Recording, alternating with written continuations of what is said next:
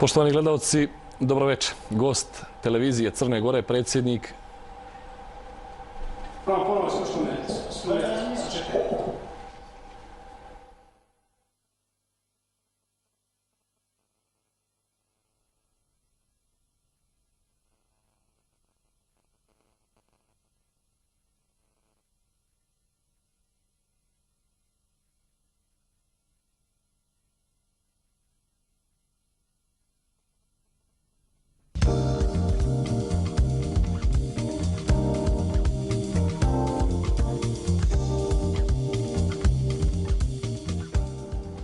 Poštovani gledalci, dobroveče vam želim. Gost televizije Crne Gore, predsjednik crnogorske vlade, gospodin Igor Lukšić. Dobroveče i dobrodošli. Dobroveče vam, bolje znaš. Evo, jedna mala novina u odnosu na standardnu formu intervjua. Tu su moje kolege novinari iz ostalih crnogorskih redakcija.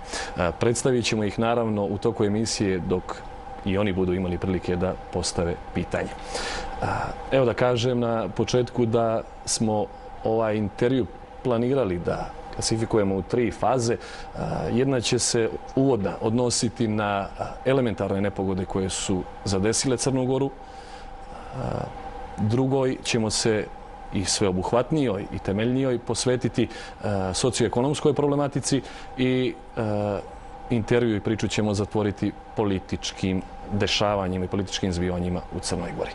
Evo na početku, ukoliko se svi slažete, da poslušamo uvodnu priču kolege Zorana Lekovića o elementarnim nepogodama koje su nas zadesile ovih dana.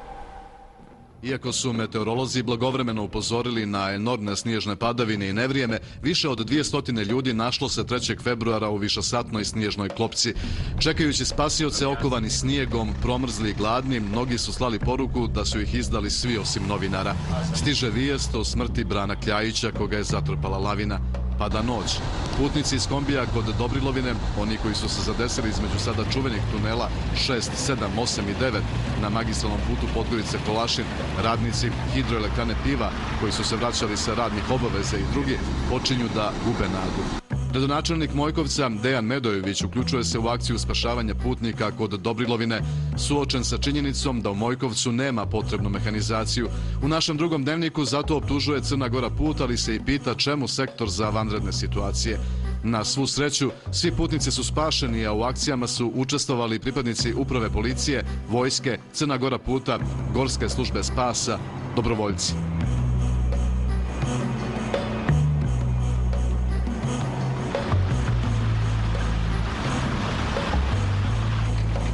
Da li su država, lokalne uprave i nadležne službe blagovremeno reagovali, pitanje je. Ako pitate spašene putnike, reći će vam da nijesu. Ako pitate Crna Gora put, reći će vam sve smo uradili što se uraditi može, samo se ne zna zašto im gro mašina u kritičnom trenutku nije bio na sjeveru već na jugu.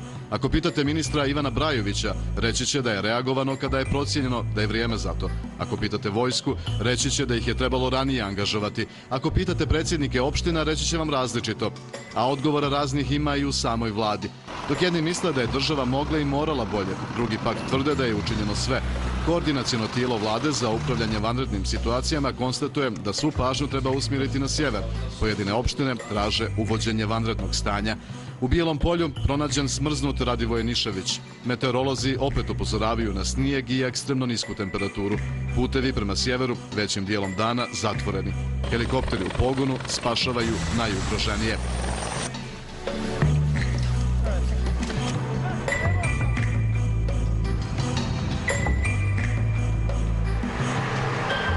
Jedina bezbjedna veza sa sjeverom ovih dana je željeznička. Vozovi, izuzev jednog prekida od par sati zbog lavine, se obraćaju redovno. A znate li zašto? Zato što željeznica sprovodi posebne mjere borbe sa snijegom još od 10. oktobra i zato što su poslušali savjete iz dopisa sektora za vanredne situacije i dodatnim mjerama obezbijedili da mnogi ugroženi do bolnice i gradova stignu upravo vozom. Evo, malo smo evocirali ove uspomene na posljedice nevremena i elementarnih nepogoda koje, čini se, još uvijek nisu završene. Evo, na neki način i priroda je uvela vanredno stanje. Jeste li na vladi razmišljali o tome da i vi uvedete vanredno stanje u zemlji? Mislim da je ono o čemu mi razmišljamo jeste da zaista sve službe budu u funkciji i da rade maksimalno moguće kako bi ublažili posljedice velikog nevremena koje je zahvatilo širu Evropu. I u tom smislu, bez obzira na mnogobrojne primjedbe, vjerujem da su svi kapaciteti zaista u funkciji, da posljednjih dana se kvalitetno koordinira tim procesom. Da li je od prvog dana postupano onako kako je željeznička infrastruktura postupila u svim segmentima, to je sada pitanje za analizu. Ali mi se čini da u ovom trenutku najvažnije da iz nevremena izađemo na najblaži mogući način i to što također znači da ćemo mi narednih dana nastaviti da primjenjujemo čitav sistem koordinacije kako bi ublažili nevolju koja nam se zadesila. Ja sam također planirao jedan dio sutrašnjeg dana da provedem na sjeveru u obilasku jednog broja opština kako bi se i lično uvjerio na koji način stvari funkcionišu i bio u prilici 3. februara, čini mi se, boraveći u Nikšiću, praktično da osjetim ono što su prvi efekti bili nevremena koje je nailazilo. Ali u svakom slučaju ne bih zatvorio temu preispitivanja načina na koji funkcioniše ukupan sistem kada su vanredne situacije u pitanju i vjerujem da u narednom periodu time bi trebalo ozbiljno se bavimo. Ali ono što je kratkoročni prioritet jeste, kao sam kazao, da sve službe budu u funkciji i da ublaže posljedice nevremena.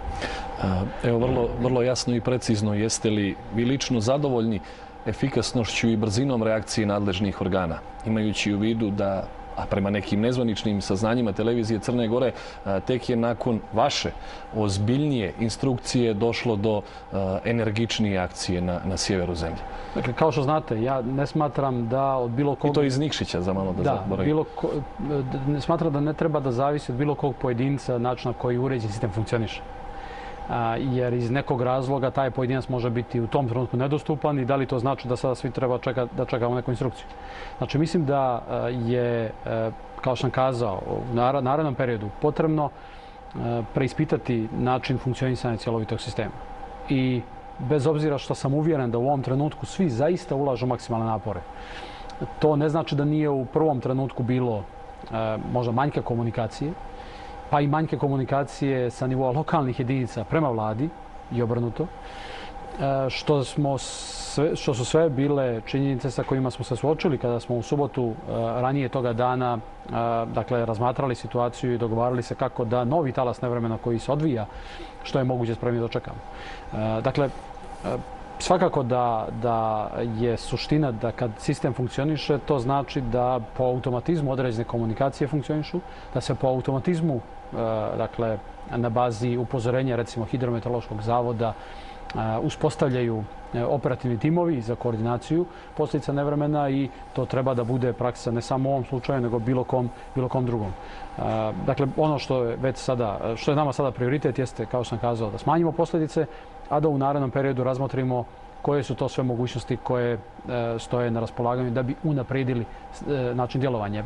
Dosta je bilo razmišljanja, sugestije u pravcu proglašanja neke vrste vanredne situacije, vanrednog stanja. Mislite li da ima potrebe za tim trenutno? Naše zakonodavstvo poznaje vanredno stanje, ali ne u kontekstu elementarnih nepogoda. Naše zakonodavstvo poznaje vanredno stanje u nekim drugim vrstama ugrožavanja bezbjednosti države. I to je nešto što po Ustavu pripada Skupštini da proglasi. U ovom slučaju radi se o vanrednoj situaciji uzrokovanoj elementarnim nepogodama. I ovo možda ukazuje na potrebu da u nekom narednom periodu preispitamo zakonodavstvo i definišemo pojam nekih posebnih situacija koje bi možda nalagale neko posebno ponašanje. Mislite na proceduru koja bi uvodila u vanredno stanje? Vjerovatno, upravo to, dakle, proceduru. Međutim, u ovom konkretnom slučaju ne vidim da je ta debata posebno cijelishodna, jer možemo imati situaciju u kojoj je proglašena vanredna situacija ili vanredno stanje, ali nismo zadovoljni načinom na koji se na terenu odvija posao. Od situacije u kojoj formalno nije uvedena neka vrsta vanredne situacije ili stanja, ali gdje svi zaista ulažu napore da olakšaju tegobe. I mislim da je ta u ovom slučaju situacija mnogo bolja i to je ono što u ovom trenutku imamo na terenu, dakle posvećeno svih bitnih karika ukupnog sistema, dakle da se obezbijedi i snadbijevanje električnom energijom, i snadbijevanje vodom, i snadbijevanje gorivom, hranom, kako bi se ublažile posljedice. Da, mnogo sela je odsječeno i upravo da li je stepen koordinacije među nadležnim organima sad na jednom visokom nivou, uzimajući u obzir prognoze nadležnih organa, odnosno hidrometeoroloških službi za naredni period? Kao što sam kazao, možda je u početku bilo nedovoljno komunikacije na svim nivoima. Ali mi se čini da od trenutka, već od 3. 4. februara to zaista funkcioniše na način pune mobilnosti. I to je jedan od razloga zbog čega je takva jedna posvećenost uticala da zapravo žrtve koje su se nažalost desile budu zadržane na tom nivou. Dakle, moglo je da se desi da nije bilo te koordinacije i da nisu ulagani napori prethodnih dana, moglo je da se desi da zapravo posljedice budu i drastičnije. Dakle, kao i svaka situacija, i ova treba da posluži da se analizira, preispita stanje, dodatno reformiše ukoliko je potrebno. Evo, kolega Slađan Blagojević, Dnevne novine, htio bi da postavi pitanje. Evo, gospodine predsjedniče, znači imali smo krizu u 3 kanjona. Dakle, u mjestima gdje se očekuju lavine. I vidjeli smo da su u kanjonima Pive i u kanjonima Tare, dakle, nisu reagovali državni organi, a da smo čak imali na medijima i na televizijama izjave kako su svi spasioci angažovani i na tom području. Imamo situaciju da u Dobrilovini još jedan čovjek smješten u jednoj kući kod čovjeka koji je inače po zanimanju putar. Dakle, i mi smo iz dnevnih novina već znali u podne, u petak, da taj čistač ne može doći za Dobrilovine, jer smo zvali putare i rekli su nam da im treba 3 sata kad je najveći smetovi, a da za 10 sati su prešli svega 1/3. Dakle, već je očigledno da ako samo imamo spasioce koji intervenišu u Morači, a ova 2 kanjona niko, da nije samo u pitanju loša komunikacija, nego i loša reakcija. I danas smo u situaciji da operativni štab ne zna koliko je ljudi zavijano na selima, već mi u dnevnim novinama sa svojim reporterima, prije svega čitaocima koji nas se masovno javljaju i izvještavaju o tome što se govori, pravimo procjene koliko je ljudi trenutno zavijano. Znači, moje bi konkretno pitanje bilo samo da svedemo. Znači, konkretno pitanje je bilo šta je uopšte danas na terenu redovno u Crnoj Gori, izuzev željeznice. Dakle, ne može biti redovno kad je stanje neredovno.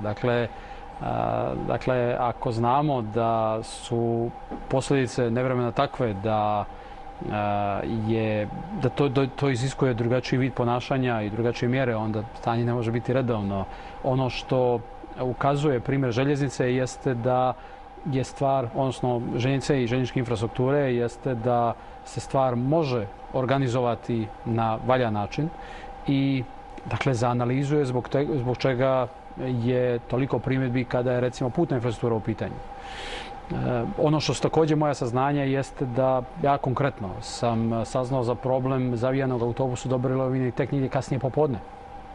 Što naravno ne znači da je suština problema u tome da je predsjednik vlade kasno saznao za neki problem, nego je suština u tome da očigledno u prvom dijelu toga dana nije bilo snalaženja adekvatnog. Ali kada sam kazao da je problem između ostalog i u nedostatku koordinacije i sa lokalnog nivoa, mislio sam između ostalog i na taj slučaj kada, koliko sam shvatio, su neki državni organi došli do saznanja o problemu toga autobusa također tek negdje popodne i angažovali se službe. Znači, zato što su pojedine lokalne samouprave pokušale same da riješe problem. Znači, sve u svemu da je možda ranije zatvoren saobraćaj toga dana ili da u iščekivanju ozbiljnih nepogoda nije bilo odvijanja saobraćaja toga dana, mnogo bi manje posljedice bilo. U smislu da ljudi ne bi čekali 24 ili više sati da budu izvučeni iz neprijatne situacije, sigurno ne bi bila jedna žrtva na putu, ali ono što je također tačno jeste da je čitav niz resora, departmana zaista u potpunosti sebe uložio u taj proces i da su pojedine aktivnosti trajale do duboko u noć, zapravo do sitnih sati ili pred zoru, kada su neki ljudi izvučeni iz zavijenih autobusa. Tako da, mislim sve u svemu, ako se pogleda da je situacija u Crnoj Gori zaista teška i da je značajan broj građana u nepovoljnoj situaciji jer se nalazi u ruralnim sredinama do kojih nije lako doći, onda to samo upućuje da treba angažovanije pristupiti koordinaciju u narednim danima i to je ono što se po mojim saznanjima upravo odvija. Dakle, svaki kvar koji je moguće otkloniti na elektromreži se otklanja. Angažuju se helikopterske jedinice da radnike elektroprivrede prebace na ta mjesta. Ministarstvo radi socijalno staranje i angažovalo sve kapacitete da u saradnji sa lokalnim samoupravama što je moguće adekvatniju dostavu recimo hrane obezbijedi. Gorivo također ovih dana u posebnim konvojima se transportuje da ne bi stala proizvodnja recimo električne energije u termoelektrani, odnosno proizvodnja u rudniku uglja i slično da bi se obezbijedilo održavanje i čišćenje puteva. Znači, sve ono što je moguće bilo staviti u funkciju, stavljeno je u funkciju i zato sam kazao, želim i lično tokom boravka sutra u jednom broju sjevernih opština da se uvjerim da li stvari funkcionišu, da iz prve ruke čujem šta su to bile primjedbe, da bismo zaista u svakoj budućoj situaciji očigledno mogli i morali bolje reagovati. Da dopunim pitanje, ja ću se složiti s vama da uopšte nije važno gdje je u kom trenutku ko bio. Iz da institucije treba da sistem počiva tako da ako nije neki šef na poslu da ga neko mijenja. Međutim, htio sam vas pitam, da li ste razmišljali u tom pravcu da ustanovite ko je odgovoran za to što nije poslao nekoga kroz kanjone još na vrijeme kada su meteorolozi upozoravali kolike će padavine biti, da ispita i teren, da upozori na lavine, da se u krajnjem slučaju ni putari ne šalju tu. Jer ti ljudi su bili najugroženiji i rizikovali su svoje živote. Također, to je jedna situacija koja se čak i prenapregavala. To je da su upravo radnici u putarskim službama također rizikovali svoje živote, a neki od njih ostali također zavijani nekim putnim pravcima i proveli veliki broj sati dok ne bi bili izbavljeni. Dakle, očigledno je da u tom dijelu je nedostala koordinacija i mislim da odgovarajući nadležne službe treba da priprema kvalitetnu analizu i da daju preporuke na koji način je buduće moguće organizovati te poslove. Možda treba pribjeći i drugačijem institucionalnom ustrojstvu, možda okrupnjavanju poslova koji su trenutno nekoliko institucija vrše pod krovom jedne vrste agencije za vanredne situacije. Možda treba preispitati zakonske odredbe kako bi se možda i neke posebne situacije mogle previdjeti zakonom i ponašanje u tim situacijama.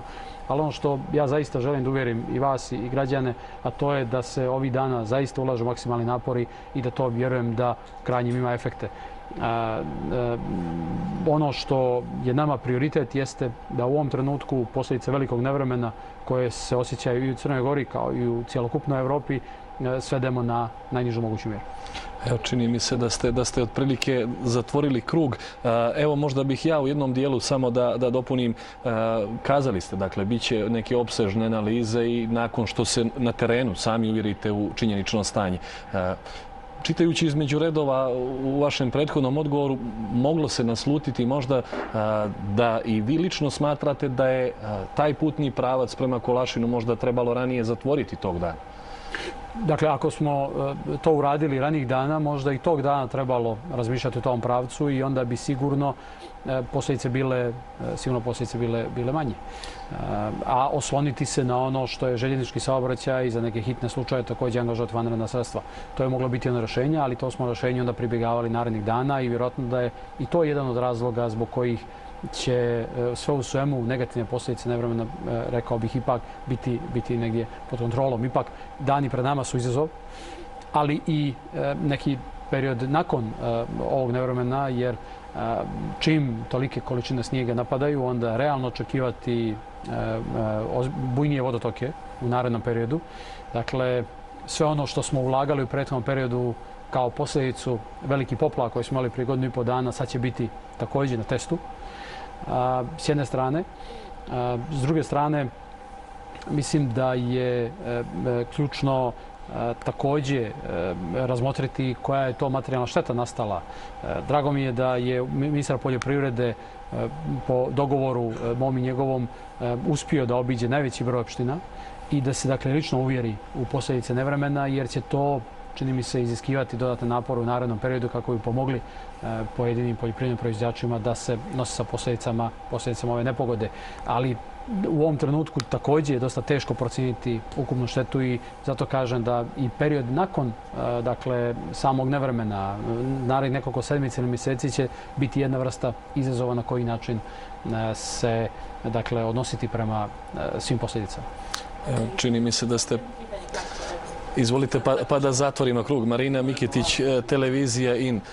Bilo bi dobro da zatvorimo ovaj krug. Čini mi se da smo otprilike razmotrili neke odgovore i da pređemo na socioekonomsku problematiku, pošto je vrlo... Samo jedna stvar. Da li ćete tražiti, ukoliko ste nakon ovih analiza ispostavi da neko nije dovoljno dobro radio svoj posao, da li ćete tražiti ostavke ili resornih ministara ili ćete tražiti već ostavke ljudi koji su na nekim drugim pozicijama, koji su bili zaduženi za ove akcije, pa su ih sproveli ili nisu? To će tek da se utvrdi.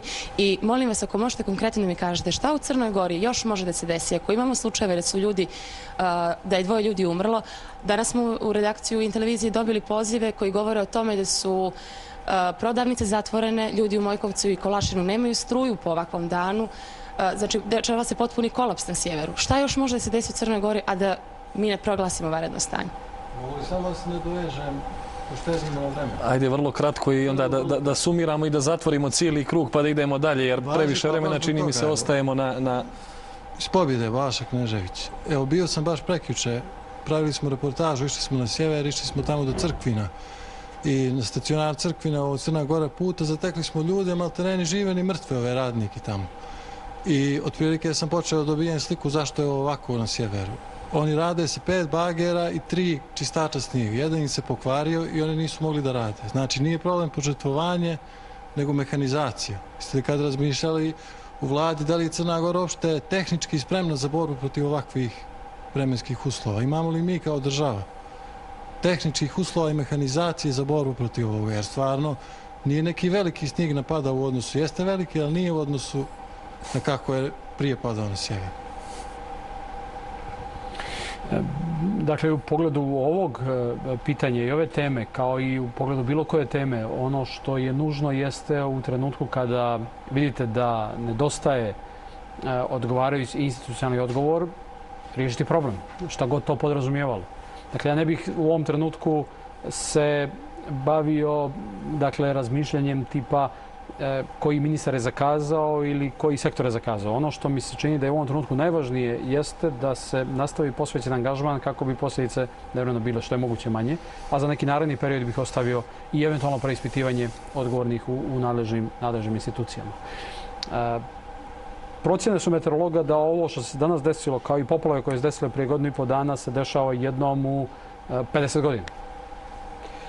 I teško je očekivati i teško je objasniti da očekivati da budete spremni na svaku situaciju. Pogotovo ako znate da i druge ekonomski moćnije zemlje također imaju jednake probleme sa elementarnim nepogodama ovih dana i mnogo veće žrtve i mnogo veće posljedice. Znači, šta još može da se desi da proglasimo vanredno stanje? Ja bih samo postavio pitanje, a šta je to što bi mi radili da proglasimo vanredno stanje, a sad ne radimo? Upravo angažman elektroprivrede da otkloni problem električne energije u Kolašnoj Mojkovcu tokom današnjeg dana, angažman helikopterske jedinice da dostavi hranu, angažman poseban medicinskih službi koje je stavljeno u stanje visoke pripravnosti, okolnost da smo zatvorili škole nekoliko dana da ne bi dodatno rizikovali. To su sve mjere koje se inače sprovode u vanrednom stanju. Jedino što razlikuje jeste što se ne bavimo uređivačkom politikom medija u slučaju vanrednog stanja. Jer ovo je elementarna nepogoda, nije ratno okruženje. Nešto slično ste objasnili u prvom odgovoru, da je više pitanje procedure, možda u zakonskom smislu, nego reakcije prema... I moguće potreba da se neke procedure pobliže definišu i iskristališu kako bi u eventualnom narednom slučaju uputstvo Hidrometeorološkog zavoda bilo obavezujuće u smislu ponašanja ne samo za željezničku infrastrukturu, nego za sve druge službe. Jer ako nemamo mehanizaciju ili nije racionalno da je nabavimo, onda se zatvore putni pravci. i nemate problema u smislu rizika žrtava, ali to onda znači u narednim danima otklanjanje snježnih nameta. Evo, kolega Predrag Zečević, portal Analitika, pa da zatvorimo ovaj krug. Idemo dalje, da se ne bi, prosto sugerišem da se ne ponavljamo u nekim stvarima. Čini mi se da smo već iscrpili. Znači, pitanje za premijera. Srbija je uvela vanrednu situaciju na cijeloj teritoriji. Bosna i Hercegovina i Hrvatska ograničeno vanredno stanje u posebno ugroženim opštinama. Ja smatram lično da bi trebalo Crna Gora da uvede vanredno stanje. Evo, koji su to mehanizmi? Naprimjer, mnogo lakša nabavka goriva. Konkretno, termoelektrani Pljevlja nedostaje gorivo. Nedostajaće zbog toga što su meteorolozi najavili još veće vremenske neprilike. Opštine lokalne samouprave bi u slučaju uvođenja vanrednog stanja mnogo lakše mogli da nabavljaju gorivo. Znači, mogli bi da, na primjer, privatnicima da se obrate za gorivo bez raspisivanja tendera. Ovako sve se čeka iz Podgorice da dođu cistijene goriva koje su zavijane negdje uz kanjone. Eto zbog čega bi trebalo da bude uvedeno vanredno stanje. Vrlo konkretan razlog. To je više elaboracija, može pitanje. Evo, zar nije lakše da se uvede vanredno stanje, evo konkretno zbog nabavke goriva? Molim za komentar premijera Vučića. Još jednom odgovor. Znači, prethodnih dana pa i danas, dakle u koordinaciji nekoliko ministarstava se obezbeđuje gorivo za, između ostalog, najugroženija područja na sjeveru i za rad i za funkcionisanje rudnika uglja i Jugopetrola. Dakle, vanredne situacije su također nešto što je prepoznato i u zakonu o javnim nabavkama. I vanredna situacija podrazumijeva mogućnost da se neke nabavke hitno obezbijede. Tako da samo po sebi, još jednom, i na tom primjeru ne vidim da bi uvođenje vanrednog stanja, pogotovo što vanredno stanje kod nas se vezuje za drugačiju vrstu stanja i ta terminologija upućuje neku drugu vrstu situacije, ne bi samo po sebi ništa promijenilo. Dakle, kao sam kazao, ako želimo da uvedemo ono što se, recimo, uvede u Sjedinjenim Državama kada imate prijetnju uragana ili to što se desilo u Srbiji ili dio teritorije Bosne i Hercegovine, podrazumijeva potpuno drugačiju logiku, dakle, postupanja u tom konkretnom slučaju koja je samo, rekao bih, nominalne prirode. Suštinski, nadležnosti koordinacionog tima za upravljanje vanrednim situacijama su sve to o čemu vi govorite. Dakle, da u praksi obezbijedimo i snabdijevanje gorivom, i snabdijevanje hranom, i urgentne intervencije na popravci elektroprenosa i tako dalje. Čini mi se da smo zatvorili, ali evo, Rajk Rajčević, dan prosto da zatvorimo ovaj krug. Ajde, evo, iskoristili smo svi priliku, čini mi se prosto da pravimo malo bolju selekciju u narednom krugu. Biću kratka sa pitanjima, samo bih na početku željela da se zahvalim. Znate da je redakciju Dana zadesila tragedija i da je u požaru izgoreo jedan mladi čovjek.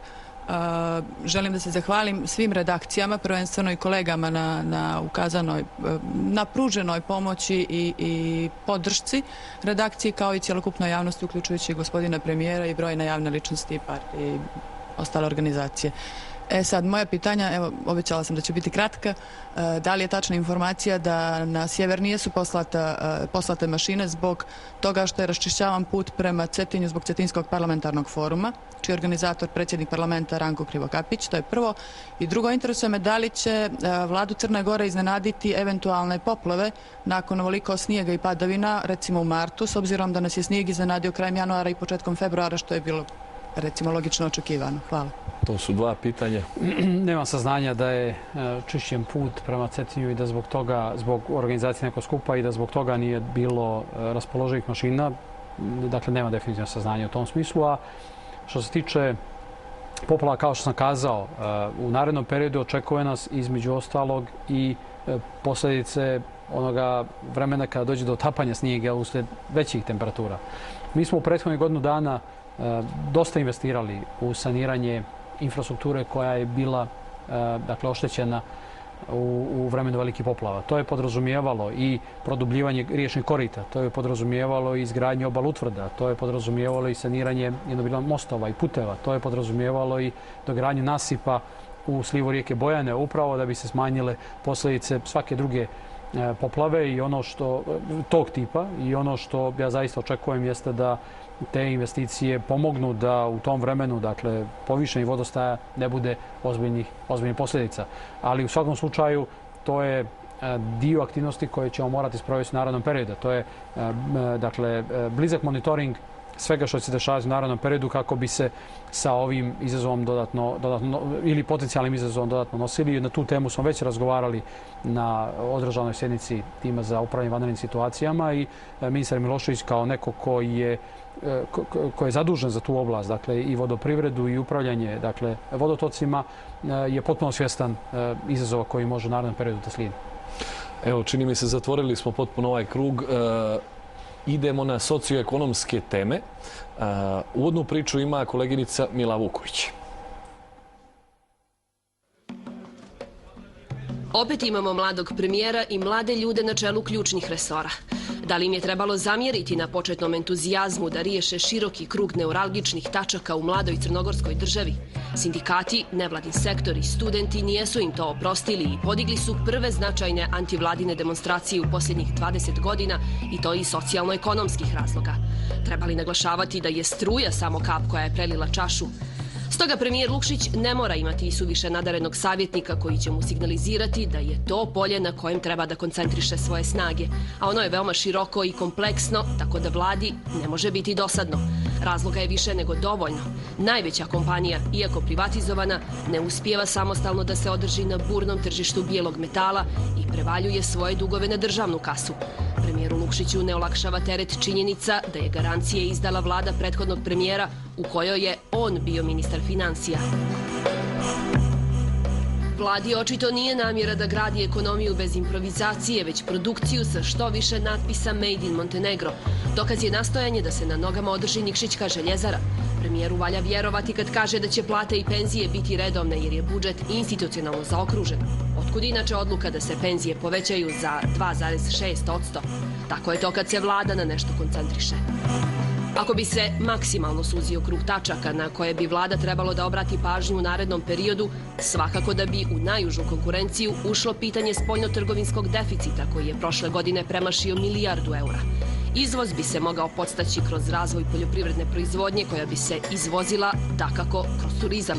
Zato valja napustiti politiku svakom pomalo i odraditi ozbiljnu strategiju razvoja poljoprivrede. Vlada Igora Lukšića će se u protivnom suočiti sa pretvaranjem poljoprivrednog u građevinsko zemljište. Iako je pred nama još jedna godina krize, ne manje interesantna činjenica da je vlada premijera Lukšića ostala u sedlu i nakon minule krizne godine, tim prije što je za premijera vezan i jedan kuriozitet.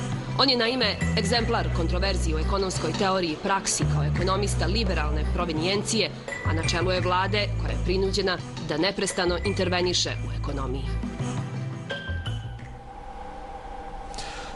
Evo, čuli smo, na čelu ste vlade koja je neprestano prinuđena da interveniše u ekonomiji. Istina, to možda i nema baš neku relaciju i vezu sa tim što ste baš vi, crnogorski premijer, ali šta je po vama uzročno-posljedična veza tih intervencija?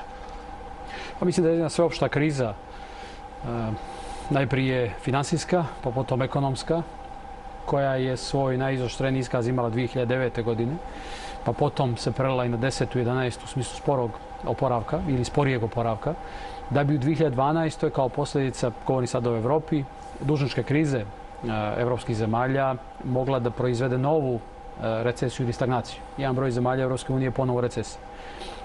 Problem Grčke je, dakle, izgleda mnogima nerješiv i tako dalje i tako dalje. Dakle, to je ambijent u kome se radi. I zaista ambijent u kome ne možete očekivati spektakularne rezultate. Ono što smo mi postavili kao cilj jeste da obezbijedimo stabilizaciju ekonomskih prilika i mislim da smo na tome uspješno radili. I drugo, da stvorimo preduslove za ekonomski oporavak. Kada govorimo o stabilizaciji, to podrazumijeva, dakle, prije svega uredno funkcionisanje budžetskog sistema i uz dalju stabilnost javnih financija.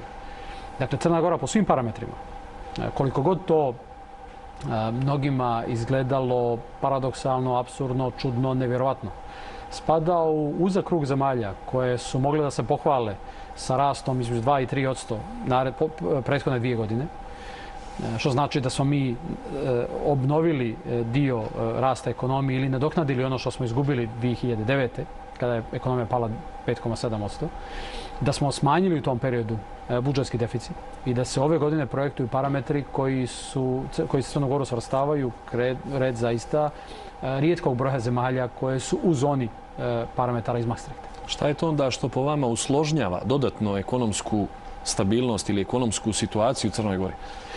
Usložnjava što stabilizacija javnih financija i prilagođavanje budžetske potrošnje ima svoje posljedice na ekonomski oporavak. I tu smo sada mi, dakle, između. Danas se u Evropi traži formula kako istovremeno stabilizovati javne financije, riješiti dužničku krizu, a sa druge strane postaći rast.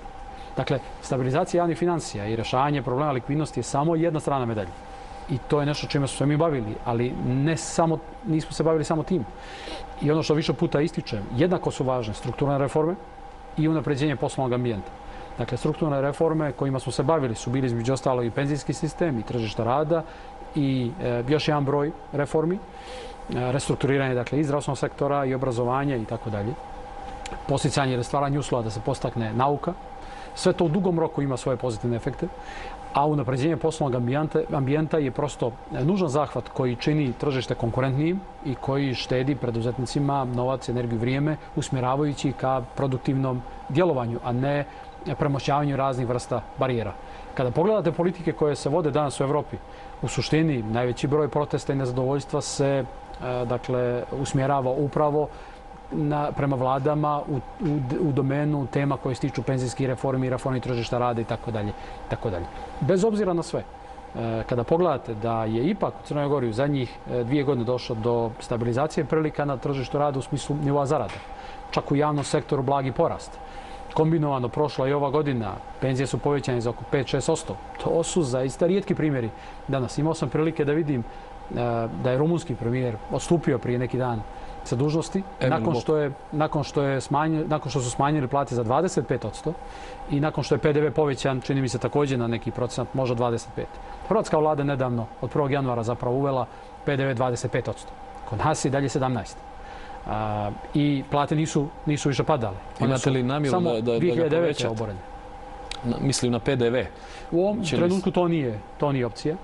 U ovom trenutku to nije opcija. Dakle, mi smo se, kada je poreska politika, koncentrisali na dakle, zadržavanje onih opštih stopa kako bi što manje pogađali raspoloživi dohodak ili ugrožavali raspoloživi dohodak stanovništva. Koncentrisali smo se na poreze na nekretnine, koncentrisali smo se na poreze na luksuz, koncentrisali smo se na poreze, odnosno akcize, povećanje poreza u pojedinim kategorijama proizvoda. To je, dakle, bio u onom omjeru 2/3, 1/3 dio koji se ticao poreske politike, a 2/3 su bile smanjivanje potrošnje. Ono što dodatno usložnjava ekonomsku situaciju i stabilnost su i protesti. Dakle, nevladin sektor, studenti i sindikati prvi put ozbiljnije, nakon punih 20 godina organizovali su antivladine proteste. Je li to alarm za vaš kabinet? Dakle, jeste situacija koja svakako da podrazumijeva naš puni angažman u razumijevanju onoga što su zahtjevi. Ja sam više puta isticao, pa i u najkontroverznijim istupima koji su kasnije bili kritikovani, iako nisam siguran za razlog te kritike, da ima puno razumijevanje odnosno na proteste, ima puno razumijevanje odnosno na zahtjeve građana da se poboljša ekonomsko-socijalna situacija. I siguran sam da sve ono što radimo ili smo radili prethodnih godinu dana na tom planu je zapravo ozbiljno ulaganje u budućnost. I siguran sam da će svaka buduća vlada imati benefite od tih napora.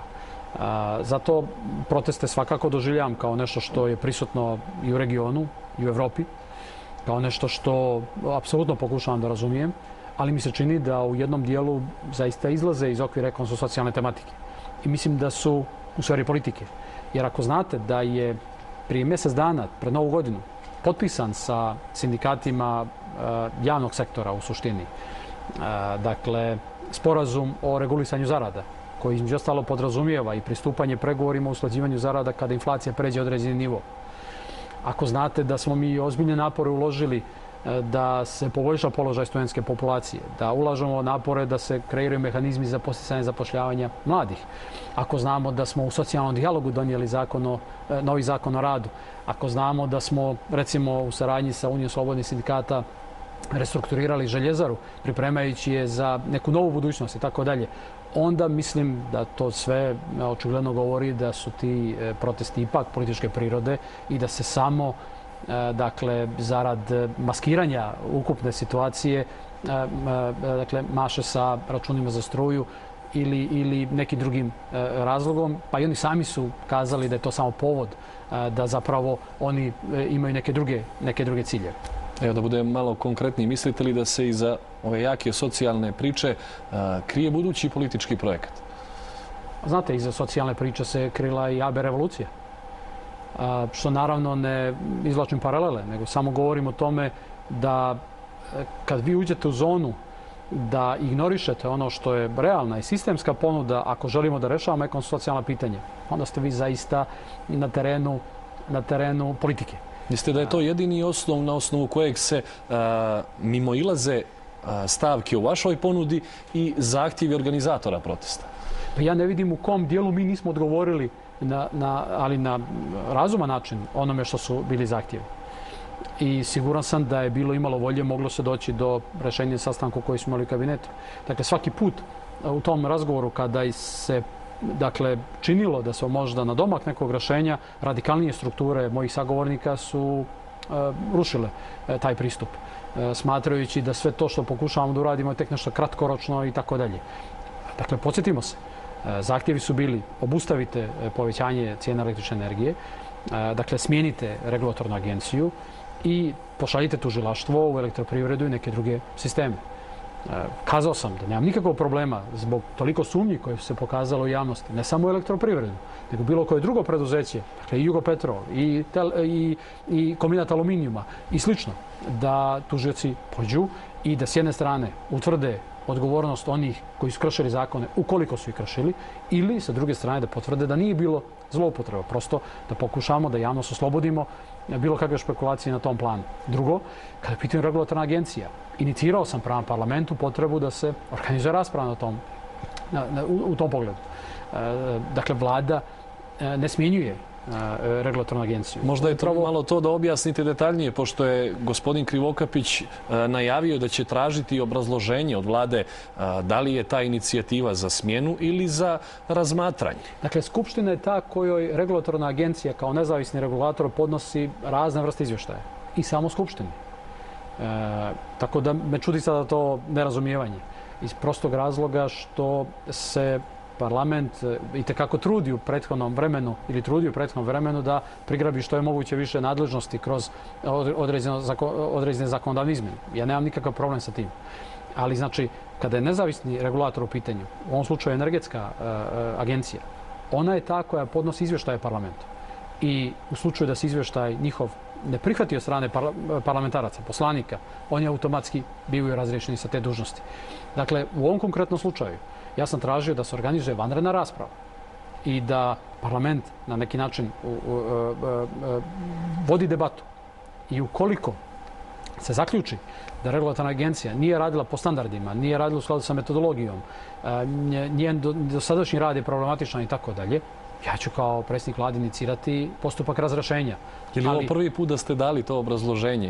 Jeste već imali inicijativu od strane predsjednika parlamenta u ličnoj komunikaciji? Da, dobio sam pismo predsjednika parlamenta i odgovorit ću u ovom pogledu. Dakle, mislim da je znači jedna vrsta vanredne rasprave o izvještaju o radu, forma na bazi kojeg treba da presudimo da li želimo nekoga, da li smatramo neko treba bude razriješen ili ne. Ja, dakle, ne vidim da smo mi u funkciji da bilo kome presuđujemo. To nije vladina inače nadležnost. U ovom slučaju imamo objašnjenje članova savjeta regulatorne agencije, imamo zahtjevi i argumente zainteresovane javnosti, imamo na kraju krajeva i postupak koji se vodi pred upravnim sudom kao institucionalni mehanizam da se procjeni da li je odluka validna ili nije, i na bazi između ostalog i te odluke treba da zaključimo. Ali ako smatramo da oni ne rade posao kako treba, onda će vlada pokrenuti postupak razrješenja. I u slučaju prvog zahtjeva, dakle... To bi bilo obrazloženje na ovu inicijativu, ali tako? Da. I u slučaju prvog zahtjeva da se obustavi poskupljenje cijena električne energije, kazao sam da to prosto nije moguće, to nije nadležnost vlade, nije njen posao. Postoji mehanizam kako se preispituje da li je neka odluka validna ili nije i to se upravo dešava. A ako želimo da riješimo ili da ublažimo ekonomsko-socijalne probleme, onda su rješenja sljedeće. A to je, kao i svakoj drugoj zemlji, treba pristupiti izradi modela pomoći ugroženima. Ako nismo zadovoljni kako to sada funkcioniše, treba izmijeniti. Svjetska banka je prije neki dan Srbiju upozorila da treba da računa na povećanje električne energije od 40 do 80%. I da bi postigla održivost energetskog sistema funkcionisala po tržišnim osnovama i s druge strane pozvala i da pristupe kreiranju odgovarajućeg socijalnog programa. Dakle, ako nismo zadovoljni kako to sada funkcioniše, dajte da sjednemo u okviru tima koji bi formirao socijalni savjet, koji bi trebao time da se bavi i da dođemo do boljeg mehanizma. Dakle, to je rješenje ako želimo pomoć ugroženima. Dakle, ako želimo da stimulišemo one koji redovno plaćaju, onda je rješenje u tome što im odobrite dodatni popust. I predlog vlade prema elektroprivredi je bio da za uredne platiše se poveća popust sa 5 na 10%. Ukoliko želimo da postaknemo građane da štedeći zapravo imaju benefite i amortizuju poskupljenje, onda to znači da u budućoj odluci treba razmišljati da se raspon koji zakonski je dozvoljen sa 1:2 poveća na 1:3, što znači da će recimo cijena kilovata jeftine tarife biti 3 centa, a ove skuplje 9 centi. I to znači da vi možete u potpunosti, ako imalo vodite računa o domaćinstvu, a svako odgovorno domaćinstvo vodi računa i čini mi se čak januar da to pokazuje, znači da ćete koristiti te mehanizme i amortizovati poskupljenje. Dakle, to su modeli kako vi na tržišnim osnovama, pod pretpostavkom da je odluka donesena na bazi validne metodologije ili na validan način u skladu sa metodologijom, dolazite do pomoći onima koji su uredne platiše i ili onima koji ne mogu da plaćaju.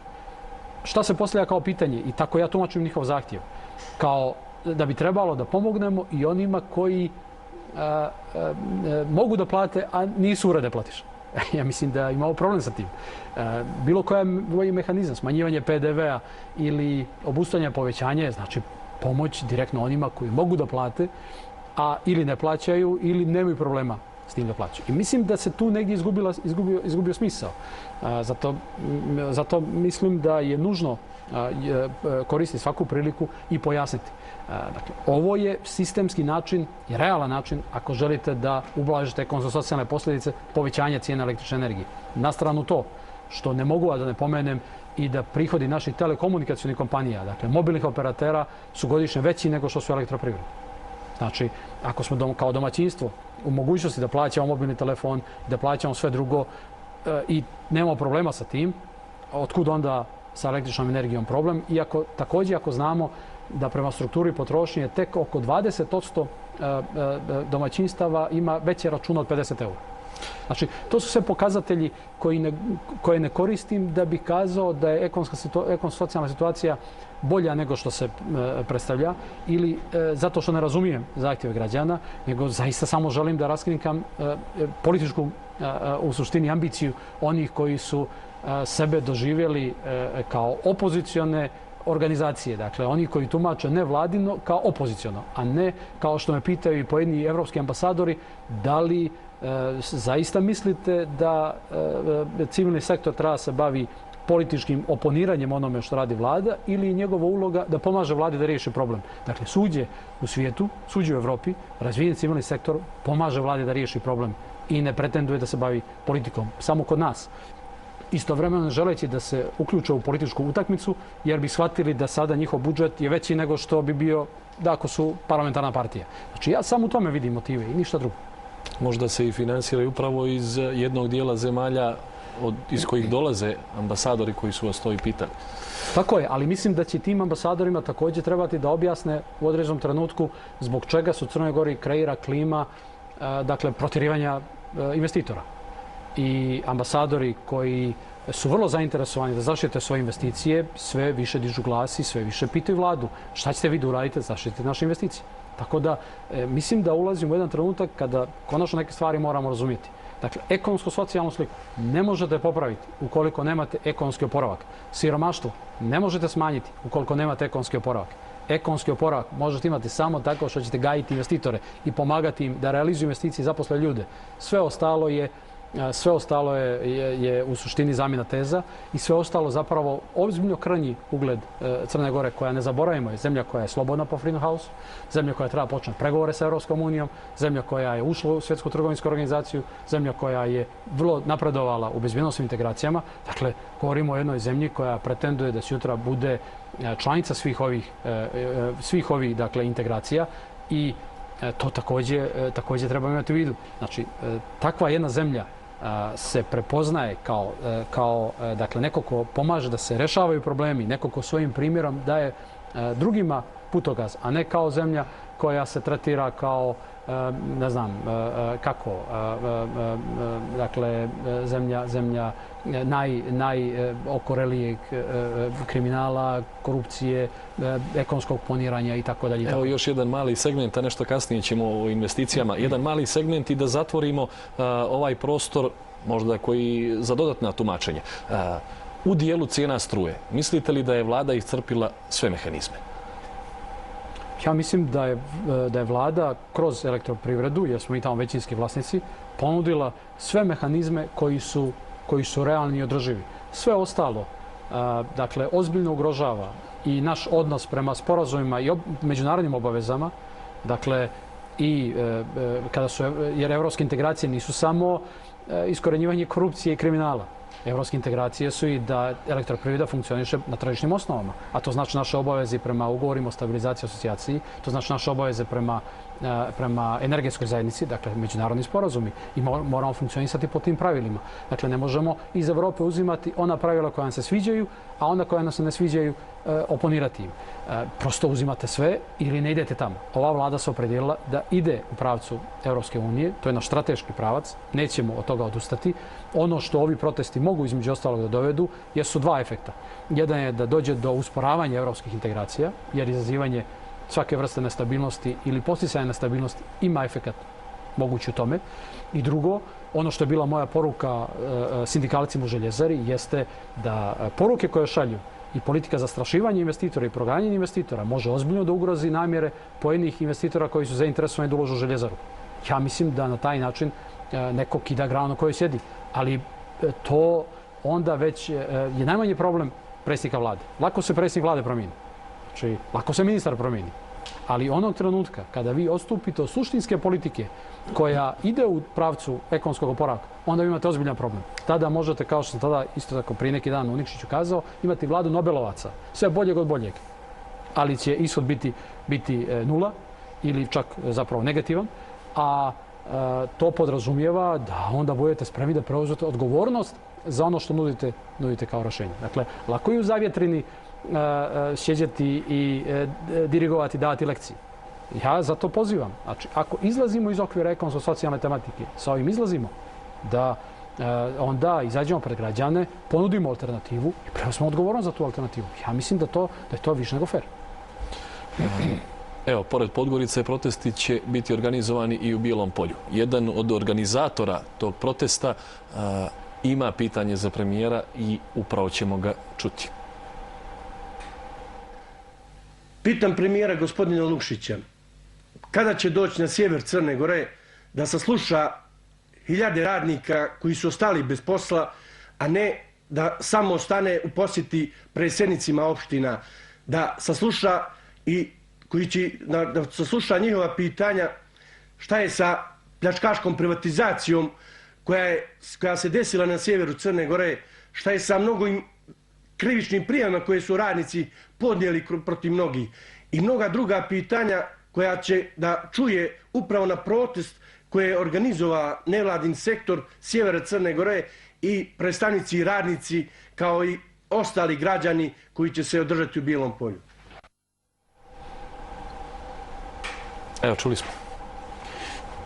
Čuli smo i, dakle, kao što sam više puta isticao, dakle, ova vlada nikada nije bila, dakle, gluva na zahtjeve radnika. To smo pokazali i ova vlada i vlada u ranijem mandatu, zato što smo to pokazali kroz bezbroj primjera. Čak bih rekao u ovom trenutku da nikada nije bilo manje zapravo protesta ili štrajkova Ako se prisjetimo nekih drugih situacija u kojem su informativne emisije u prvih svojih 15 ili 20 minuta se samo bavile od mjesta do mjesta nekim žarištima i sadašnju situaciju, onda mi se čini da je teško optužiti vladu da ima ignorantski stav prema zahtjevima radnika, dakle oni koji su oštećeni procesu tranzicije i tako dalje i tako dalje. I ono što je evidentna situacija jeste da u brojnim slučajevima upravo tražimo načine kako da riješimo pojedine probleme. I čini mi se da u tom smislu upravo Bijelo polje i sjever države je bio pod posebnom pažnjom. Ali dakle, ono što ja ne želim da prihvatim jeste da se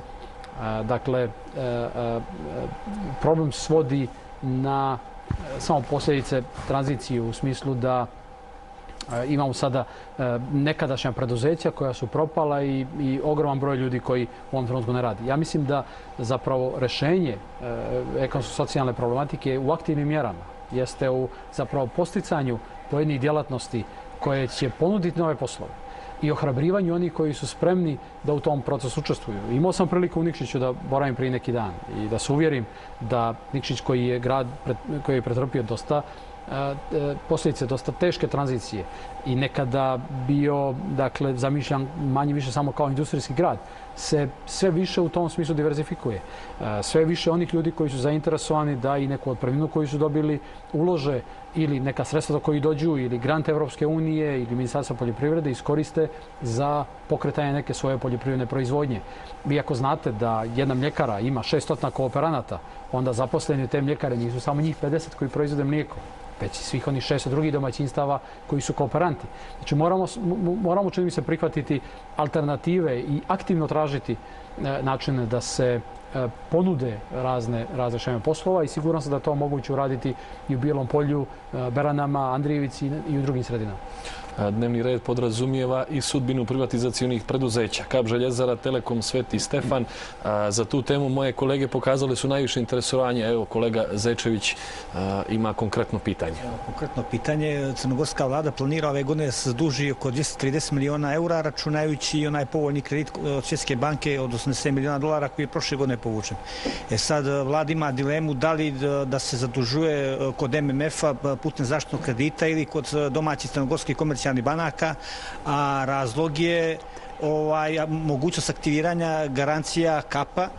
Sad direktno pitanje za premijera Lukšića, znači da li će vlada raskinuti važeći ugovor o poravnanju sa KAP-om ukoliko bude primorana da plati 16,3 miliona eura OTP banci. Posjetit ću vas da se već pregovara da vlada preuzme 22 miliona eura KAP-ovog kredita kod Deutsche Banka. Evo, koleginica Marina Mikitić ima dopunu u odnosu na prethodno pitanje i da onda sumiram odgovor u jedan. Nekako se čini da Željezara sve više ima sudbinu KAP-a, pa sam htjela da pitam za našu sudbinu kad su računi u pitanju. Slično pitanje sam vam postavila i u Nikšiću prije neki dan, ali prosto zbog nemogućnosti za potpitanje nekako nisam najbolje razumjela odgovor. Da li se može desiti, pošto se čelni ljudi Željezare, makar oni koji sad upravljaju njom, žale da se struje posebno ovim posljednjim poskupljenjem povećalo do te mjere da Željezara jednostavno ne može da izdrži. Napravili su paralelu sa KAP-om zato što je KAP-u 3,7 i nešto, a njima je 15,7 i nešto od 100 povećan račun. Pa me zanima ako je vlada pomagala na način, odnosno ako su građani pomagali na način da KAP funkcioniše kad je struja u pitanju, da li će se nama desiti takva ista sudbina sa Željezarom?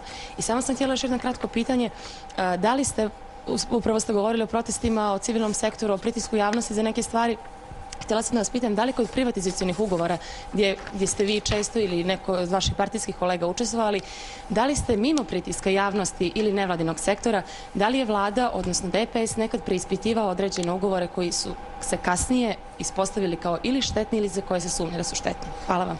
Ovo je bilo više pitanja, ali prosto podsjetit ćemo koliko budemo pobjegli sa ovog osnovnog terena. Dakle, najprije valja razumjeti situaciju oko zaduživanja. Znači, budžetski deficit Crne Gore ove godine je projektovan na 1,2% bruto domaćeg proizvoda. To je oko 40 miliona eura. Sve ostalo što je iznad tog iznosa, do ovih 230 recimo, je zapravo zaduživanje radi razduživanja. Dakle, danas počevši Njemačke pa redom svaki dan se emituju obveznice na godinu, 5, 10, 20, 30 godina. Dakle, nema zemlje koja to ne radi. Istovremeno, mi već primjenjujemo ono što, dakle ove godine, ono što je jedno od ključnih fiskalnih pravila za koja se zalažu i Angela Merkel i Nicolas Sarkozy, a to je da se uvede zlatno pravilo. Šta to znači? To znači da se vi zadužujete radi finansiranja budžetske potrošnje u slučaju kapitalnih izdataka. Naših 40 miliona zaduživanja je u suštini usmjereno kada je budžet u pitanju na kapitalne izdatke, jer je 70 miliona planirano budžetom u kapitalnom budžetu. To je prva stvar. Druga je, dakle, sve ostalo služi zapravo za servisiranje različitih vrsta zaduženja. Pri čemu ove godine aranžmani sa Svjetskom bankom i neki slični aranžmani mogu da poprave portfelj našeg zaduživanja. U tom smislu treba birati najcjelishodniju, najbolju opciju. U ovom trenutku, kada imate poremećaj na tržištu kapitala evropskom, teško je očekivati za zemlju kakva je Crna Gora, ako se Španija ili Italija zadužuje 6 ili 7%, da vi možete zadržati stopu zaduživanja koju smo imali. To je realno mnogo više. Iz tog razloga se opredjeljujemo za posebne aranžmane sa Svjetskom bankom, koja je spremna da, zahvaljujući ekonomskoj politici koju vodimo, obezbedi garanciju da bi se zadužili kod banaka na tržištu pod povoljnim uslovima itd. itd. U tom kontekstu treba posmatrati pitanje kombinata aluminijuma. Znači, prvo, na temu tih kontroverznih i misterioznih garancija, treba reći da smo mi bili 2009. godine u situaciji da se opredijelimo da li gasiti kombinat aluminijuma ili mu produžiti život. U situaciji kada ekonomija pada 5, 6, 7%, zatvaranje kombinata aluminijuma, procjena na kraju bila, bi značajno ugrozilo ekonomiju. Dakle, pad ekonomije bi bio mnogo ozbiljniji. Dodatno, to potvrđuje okolnost da smo mi 2010. i 2011. imali rast među 2 i 3%. Dobrim dijelom zahvaljujući prerađivačkoj industriji. Dobrim dijelom zahvaljujući povećanju izvoza koje je generisao kombinat aluminijuma. I dobrim dijelom zahvaljujući okolnosti da je ipak ostalo 1200 radnika koji redovno primaju plate i koji su značajan uticaj na ekonomiju. Dakle, ako bi zatvorili kombinat aluminijuma, realno je očekivati da oko 2% bruto domaćeg proizvoda izgubimo godišnje. To isto tako znači da tada nismo ušli u operaciju finansijskog restrukturiranja, da bi, s obzirom na sklonost svih političkih grupacija, da se ne smanjuju plate, da se ne smanjuju penzije, koje su ključni izdaci budžetski, značilo budžetski deficit mnogo veći i zaduživanje mnogo veće. Ako dozvolite, ja bih sveo ova pitanja kolega na jedno. Čini mi se i najvažnije, koje najviše i interesuje građane Crne Gore. Da li će građani Crne Gore biti prinuđeni da trpe posljedice eventualnog aktiviranja garancija u KAP-u? Znači, ono što treba također razumjeti je da garancije nisu, da novac iz garancije nije otišao Rusiji. Novac iz garancije je iskorišćen za pokretanje proizvodnje 2009. godine, iskorišćen je za isplatu otpremnina višku radnika, iskorišćen je za saniranje bankarskog sektora. Dakle, podsjetimo se 2009. godine bili smo na ivici, dakle, ozbiljnog poremećaja bankarskog sektora.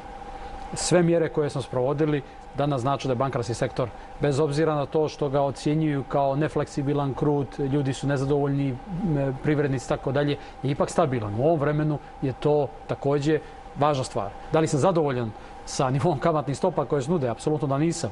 I mislim da se slažem kreditnom aktivnošću banaka. Ne mogu da budem. Dakle, vjerovatno bi predsjednik udruženja banaka ili bilo koji bankar sada nama iznio čitav niz argumenata zbog čega je to tako i zbog čega treba da bude tako i zbog čega je to isto tako i u Italiji, u Njemačkoj i nekim drugim zemljama. Ali moram razumjeti i ono što privrednici poručuje, to je da sa 10-12% kamatnom stopom vi ne možete da funkcionišete. Pogotovo što je i kreditiranje svedeno na relativno kratkoročne ili u najboljem slučaju srednjoročne kreditne aranžmane. Dakle, sve to upućuje da mi treba da kreiramo alternativne mehanizme i nadam se da će vrlo brzo investiciono razvojni fond biti u prilici da ponudi nove kreditne linije, novi podsticaj zapošljavanju. Kazao sam u 2012. 2013. godini između 50 i 60 miliona eura će biti angažovano u raznim programima za podršku zapošljavanju ili stabilizovanje nivoa zaposlenosti. Tako da je gašenje kombinata aluminijuma, ako neko zagovara tu opciju, ozbiljna odluka. I danas smo u situaciji da je proizvodna cijena ili troškovi kombinata aluminijuma, ukoliko bi se uključilo i servisiranje svih dugova, značajno iznad onoga što je proizvodna cijena.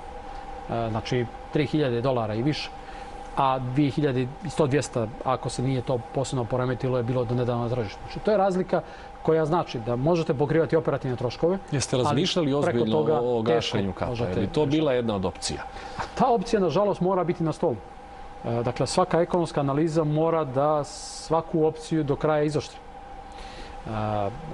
U tom kontekstu i pitanje da li ćemo raskinuti ugovor.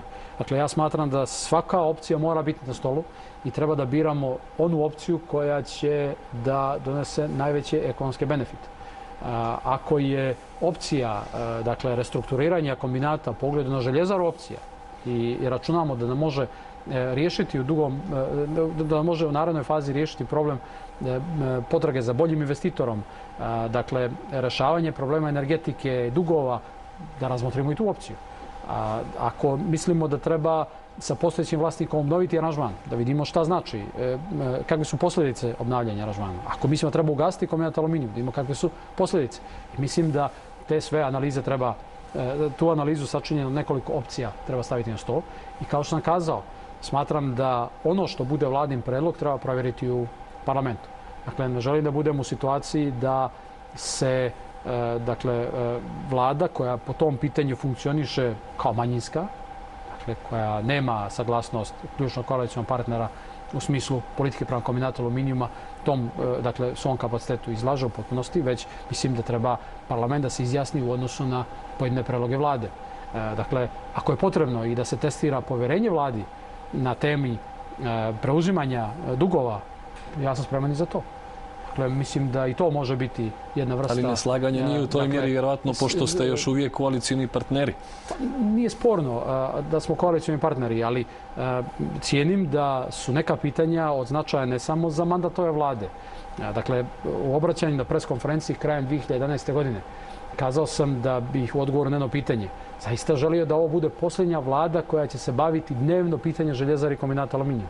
Dakle, nadam se da ćemo, kada je Željezara u pitanju, iz postupka izaći sa, dakle, dobrim investitorom koji mora biti iz branše. Dakle, svi drugi eksperimenti koji su podrazumijevali veći broj zaposlenih i tako dalje pokazali su se kao neodrživi. Dakle, mora biti iz branše.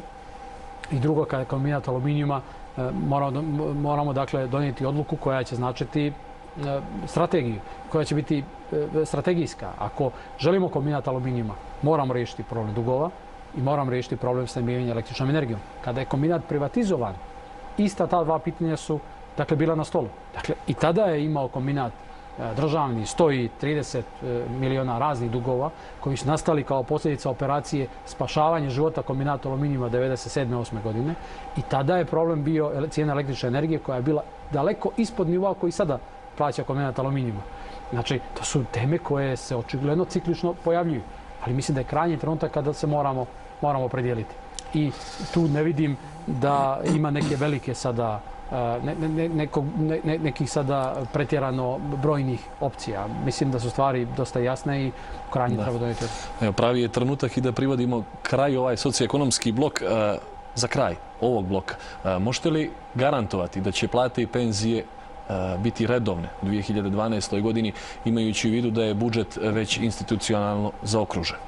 Pa kao i do sada. Dakle, mi nismo zakasnili nijednu platu, nismo zakasnili nijednu penziju. Bili smo u vrlo teškoj situaciji, bili smo u situaciji većih budžetskog deficita, pa do sada nikada nije kasnila nijedna plata, nijedna penzija, nijedno socijalno davanje. Tako da ne vidim razloga zašto i ova godina ne bi bila u tom pogledu potpuno stabilna. Evo, čeka vas pitanje penzionera. Pa mi bi pitali što može da učini vlada u ovoj teškoj situaciji i da li može da slijedi socijalni program koji već godinama daje penzionerima i nadoknađuje ono što ne mogu ljudi da prežive. A to se odnosi u jednokratnoj pomoći, u odmoru, rekreaciji, u otkupu viška jagnjadi, u paketima koji sprema mesna industrija, u subvenciji struje. To su sve subvencija što vlada subvestira, vrši subvenciju penzionerima, pa u kojoj mjeri, hoće li par u onoj mjeri i u onom obimu što su ovih godina davali, ili će to možda, možemo li se nadati da će to nešto poboljšati, eto da nam to saopšti. I još jedno koje je također vitalno pitanje, a to je, jer su već neke opštine počele da rešavaju, pošto nema rešavanja stambenog, niđe nijednog zakona koji je obavezao ikoga da rešava stambeno pitanje penzionera, da li će vlada podržati udruženje penzionera i lokalnu samoupravu da naprave nešto za penzionere, jer imamo preko 4000 penzionera u Crnoj Gori bez krova nad glavom. Hoće biti stanova za penzionere? Pitanje je podijeljeno u dva dijela. Jedan je socijalni program koji smo nekoliko godina realizovali i planiramo da ga i ove godine realizujemo, dakle u sličnom obimu, upravo kao jedna vrsta kompenzacije penzionerskoj populaciji koja je po prirodi stvari među ugroženima i koja dakle podrazumijeva kao program ovih nekoliko aktivnosti koje su nabrojane. Tih 2,6% povećanja koje se možda čine da su malo povećanje penzija, imajući u vidu sve ono sa čime se penzioneri suočavaju, su na mjesečnom nivou oko 700.000 eura. Dakle, na godišnjem je to oko 8,5 miliona eura novih obaveza. Međutim, i pored toga, naša je ambicija da ovih nekoliko programa, jednokratnih pomoći, subvencionisanja odmora, dakle, pomoć u smislu dakle, ovih vanrednih prehrambenih programa i tako dalje, i ove godine zadržimo, a razmatra se i opcija pomoći u realizaciji nekoliko projekata izgradnje stanova. Dakle, postoje ti projekti, postoje te ideje. Ono što je potrebno jeste, naravno, razumjeti finansijsku situaciju u kojoj se nalazimo i vidjeti u kojoj mjeri je moguće participirati u realizaciji tih projekata i da li je moguće iskoristiti neki od programa izgradnje stanova solidarnosti da se u određenim opštinama i taj dio populacije na neki način pomogne. Arhiviran je i ovaj socioekonomski blok, slijedi politički, koji će biti nešto dinamičniji sigurno nego prethodna dva. Imamo uvodnu priču koleginice Tanje Milićević. Da li nam se smiješi vruća politička jesen? Iako su krajem prošle godine iz vlasti poručivali da u 2012. ne očekuju parlamentarne izbore jer za to nema razloga, budući da nema nestabilnosti, ovih dana kao da duvaju neki drugi vjetrovi. Septembar ili oktobar sve više se pominju kao mogući termini. Iz vladajuće koalicije tvrde da iako izbora bude s jeseni, oni neće biti vanredni jer se zapravo samo pomjeraju i to za nekoliko mjeseci. Vjetar u jedra vladajućoj koaliciji moglo bi biti dobijanje datuma za početak pregovora sa Evropskom unijom u junu i odluka samita NATO-a u maju da se intenzivira proces pristupanja Crne Gore alijansi. Sve čini se neizvjesno, pa ipak i igrači na političkoj sceni. Novih će svakako biti, a glavno pitanje je da li će upravo ti novi, kojima se stari baš i ne raduju, ugroziti dobro nam poznate postojeće aktere. Analitičari prognoziraju da bi to moglo da zadesi pojedine opozicione partije. No pitanje je da li je i u vladajućoj koaliciji stanje redovno, jer je nesaglasje oko mnogih tema sve više. Crna Gora i poslije 6 godina od obnavljanja državnosti na neki način raspolućena i sva u dualizmima. Canu ne želi sa Danu, između dvije crkve i dalje je nepremostivi jaz, pa ni premijerova ideja da se izborimo sa podjelama do sada nije naišla na razumijevanje glavnih aktera. Iako smo deklarativno svi za Evropu i evropske vrijednosti, pitanje je da li joj takvi trebamo. Ništa bolja slika nije ni kada je riječ o ostalim identitetskim pitanjima. Ram imamo, ali nam sadržaj nedostaje. Pitanje je ko će, kada i kakvom slikom da ispuni taj ram, budući da vlast i opozicija nemaju iste ni želju ni viziju. A kako vrijeme odmiče, sve očiglednije da su se struka i politika toliko ispreplijetale da ne znamo gdje počinje jedna, niti šta želi druga. Je li taj apsurd neminovnost Crne Gore? Posljednje vrijeme dosta se spekuliše, istina, na nivou medijskih nagađanja o održavanju vanrednih parlamentarnih izbora. Je li vrh DPS-a razgovarao o tome? Dakle, za koju sedmicu mi ulazimo u posljednju godinu mandata. Tako da sama priča o vanrednim parlamentarnim izborima nema smisla. Jer kada ste u posljednjoj godini mandata, onda je stvar političkog tajminga procene kada se organizuju izbori. Ono, međutim, što nas rukovodi jeste prioriteti rada vlade, a prioriteti su, dakle, rekao sam već, ekonomski oporavak i nastavak evropskih integracija. Dakle, mi treba da nastavimo narednih nekoliko meseci i bavimo se, dakle, prije svega svim poslovima koji će značiti pripremu za otvaranje pregovora i nadam se da će to početi krajem juna mjeseca sa Europskom unijom, što znači koncentrisanje na nekoliko aktivnosti koje su veoma važne za poglavlje 23 i 24. Dakle, treba da obnovimo priču oko ustavnih amandmana, koja je nekako otišla malo u zasinak. Drugo, da nastavimo s implementacijom zakona koji su prošle godine usvojeni i u ranijem periodu usvojeni kako bi imali, dakle, vrlo konkretne i opipljive pokazatelje primjene zakonodavstva. I treće, očekujem da, naravno, pravosuđe, tužilačka i sudska vlast okončaju jedan broj postupaka kako bi, dakle, u svakoj fazi imali konačan ishod od onog prvog prikupljanja podataka preko podizanja optužnica, vođenja sudskog procesa do samih presuda. Ne znam kakve će biti presude, ali, dakle, bitan je bilans rezultata u svim tim oblastima.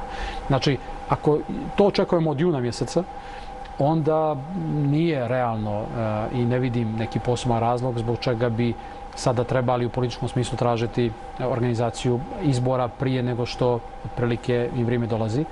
I drugo, posvećeni smo ekonomskom oporavku, što znači, dakle, situacija sa željezarom, za koju vjerujem da, to je bilo pitanje koje nisam prokomentarisao, koristim priliku da odgovorim, koja bez obzira na povećanje cijene električne energije, dobio sam uvjeravanja, može nastaviti u određenom obimu djelovanja da funkcioniše.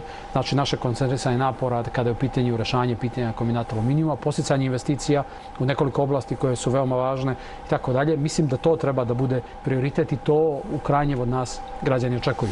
Tako da, tajming realan za izbore je neki period kada se oko toga postigne dogovor, ali u svakom slučaju vlada je koncentrisana na ove prioritete u ovom trenutku. Možemo li ih očekivati na jesen, ovako da budemo malo okvirno precizniji?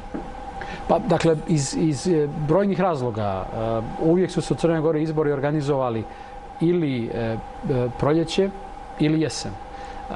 Dakle, u ovom slučaju opcije su očigledno, zamislite da su danas izbori, to bi dosta teško funkcionisalo ili bi morali biti odloženi.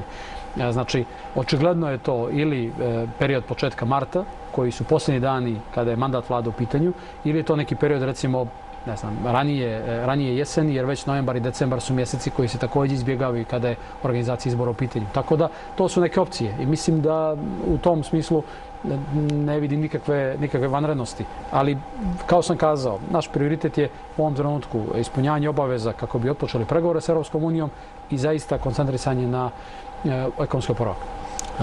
Kakva je trenutna klima u DPS-u? Ima li neslaganja možda i u partijskoj strukturi, partijskoj vrhuški, oko budućnosti koalicije? Nema neslaganja. Znači, DPS je potpunosti, dakle, kao partija koncentrisan da da podršku vladi u realizaciji ovih prioriteta. Sve ostalo je, dakle, tema za neki naredni period. Koleginica Raičević, Dan. Znači, ja ću se možda malo vratiti na prethodnu temu, ali tiče se svakako i ove političke dimenzije. Da li se vlada plaši protesta i građanskog nezadovoljstva, odnosno bunta? To je prvo pitanje. Drugo, interesuje me da li je DPS sad spreman da izađe samostalno na izbore poslije koalicije duge 13-14 godina već sa SDP-om, s obzirom na brojna neslaganja.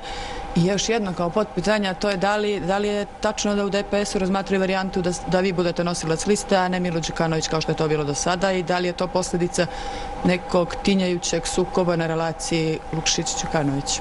Hvala. Znači, u odnosu na druga dva pitanja,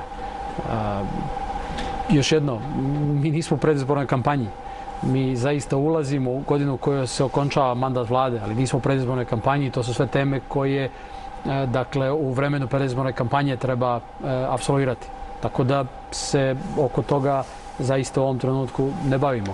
Ono čime se bavimo, kao što sam kazao, jeste da realizujemo prioritete politike vlade.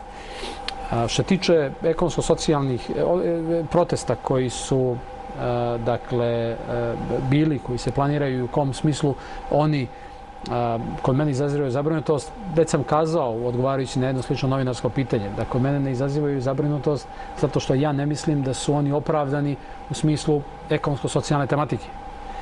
Dakle, kada se to tiče odnosa vlade prema ekonomsko-socijalnoj tematici i problemima.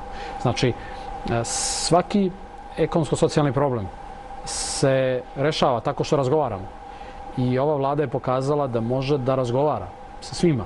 I mislim da je to jedna od velikih vrijednosti. Na kraju krajeva je prepoznata i od strane Evropske komisije. Proces evropskih integracija je ocijenjen kao izuzetno inkluzivan u Crnoj Gori, možda najviše u regionu. Dakle, ova vlada je spremna i ja lično sam spreman da na svaku temu razgovaram i sa opozicijom, i sa civilnim sektorom, i sa sindikatima i to smo u više puta vrlo konkretno i opipljivo pokazali. Ali smatram da se protesti u suštini ne organizuju zbog ekonomsko-socijalnih problema, već se organizuju u cilju pokušaja političke diskreditacije vlade. Mislim da postoji određena medijska potpora u tom smislu, ali već sam na to pitanje odgovorio. Ja ne vidim da je to problem. Mislim da u svakom trenutku, u svakom društvu koje je demokratsko treba čuti što je moguće više konkurentskih platformi i u krajnjem birati, što tiče građana, birati onu za koju zaista mislite da vam u nekom narednom periodu donosi najveće benefite. Partiji čiji ste potpredsjednik i vladi čiji ste predsjednik, nemalo puta prigovara se na nedovoljan učinak u borbi protiv organizovanog kriminala i korupcije. Mislite li da u tom dijelu može doći do one teže faze prije, a i za vrijeme samih pregovora sa Briselom? Pa ja mislim da nema nikakvog razloga u tom smislu za bilo kakvu zabrinutost ili za iskazivanje neke vrste nervoze. Ja mislim da smo i u prethodnom periodu pokazali da ne postoji nijedna tema koja je za nas tabu tema. Evo sad sticajem okolnosti, posjećam se isto malo pređašnjeg pitanja. Znači, nije samo civilni sektor bio taj koji je inicirao različite postupke koji su se vodili pred našim sudovima. Dakle, i afera Telekom je bila nešto što... I afera Telekom, mislim, problematika privatizacije Telekoma je bila nešto čime se državno tužilaštvo bavilo i prije ovoga što se u javnosti doznalo. Imali smo slučaj provjere privatizacije Jugopetrola prije 10 godina, koji je također dugo trajao. I čitav niz možda manje upadljivih slučajeva koji su bili u toj oblasti. Pa čak i neki koji su neki problemi ili neka pitanja koja su otvarana dakle, od strane civilnog sektora i u drugim oblastima su također prethodno bila provjeravana od strane nadležnih organa. Znači, ne vidim da tu postoji bilo kakav razlog za zabrinutost. Naprotiv, ono što je moj napor i napor mojih saradnika, a vjerujem i napor svih onih koji su neposredno u to uključeni, dakle, čitave jedne grane vlasti koja funkcioniše uporedo sa vladom, jeste da se izgradi sistem koji u svakom svom primjeru pokazuje i stabilnost, i zrelost i preporuku da u narednom periodu Crna Gora može da nastavi jednako dinamično da se kreće evropskim putem. Čini mi se da je zapravo u tome suština. I to je u krajnjem prepoznato od strane svih onih koji ocjenjuju rad vlade, redom od Evropske komisije, pa dalje po zemljama članicama. Ja sam prije neki dan dobio pismo od britanskog premijera, uručila ga je ambasadorka Ujedinjenog Kraljevstva, u kome se daje zaista snažna podrška, najprije čestitka na postignućima na evropskom putu i snažna podrška svemu onome što će značiti naše dalje evropske integracije. Evo, pri kraju smo, malo je vremena da zatvorimo ovaj cijeli koncept, ali ne bih htio da izostavim identitetska pitanja. Crna Gora još nije zaokružila proces duhovnog utemeljenja crnogorske nezavisnosti. Dualizam je na svim nivoima. Hoće li uspjeti vaša misija da pomirite Crnu Goru? Pa samo to što je... Da ne podsjećam sad na dualizam na kojim je sve nivoima on izražen. Počevo od crkve, akademije i ostalih. Samo to što smo u prethodnih godinu dana otvorili čitav niz pitanja i bavili se s njima, neka riješili, neka u postupku rešavanja, neka vjerujem da će se riješiti u budućem periodu, je već napredak. I mislim da je u tom smislu određena misija ispunjena. Znači, ako smo donijeli zakon i revitalizovali poziciju i moralno rehabilitovali poziciju ranije dinastije Petrović-Njegoš.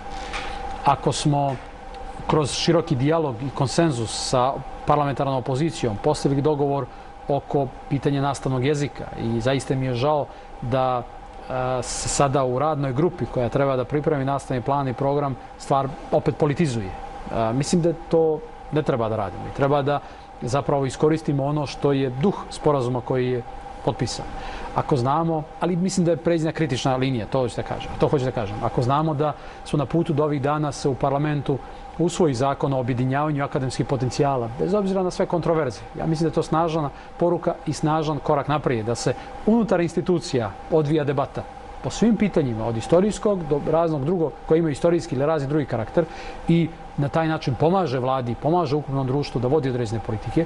Iako znamo da smo ozbiljno, rekao bih, načeli sistemsko rešavanje pozicije vjerskih zajednica u Crnoj Gori, onda mislim da smo napravili za godinu dana ogroman napor i taj napor je jako vidljiv.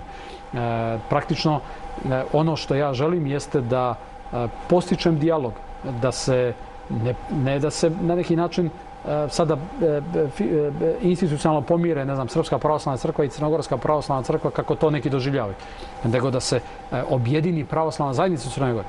Dakle, smatram da pravoslavna crkva u Crnoj Gori treba da bude teritorijalno vezana za Crnu Goru, treba da bude u ugovornom odnosu sa vladom, a kakav će njen dalji kanonski odnos biti prema drugim crkvama, prema Vaseljenskoj patrijaršiji i tako dalje, to su neke teme koje čini mi se da ne pripadaju vladi da uređuje. Ali vladi pripada kao nekome ko nosi odgovornost i za sprovođenje politike u toj oblasti, da postiče dijalog, da razgovara na te teme i da konačno i to pitanje stavimo ad acta, jer mislim da će to biti važno za budući progres crnogorskog društva. Evo za kraj, jeste pratili crnogorsku vaterpolo reprezentaciju u Eindhovenu? Nisam bio u Eindhovenu, pratio sam je preko putem malih ekrana i radovao se njihovom uspjehu, jer mislim da ta srebrna medalja je zaista, što se tiče, sigurno sam, najveći broj građana Crne Gore zasijala kao zlat. Jedna zlatna ajkula ima pitanje za vas.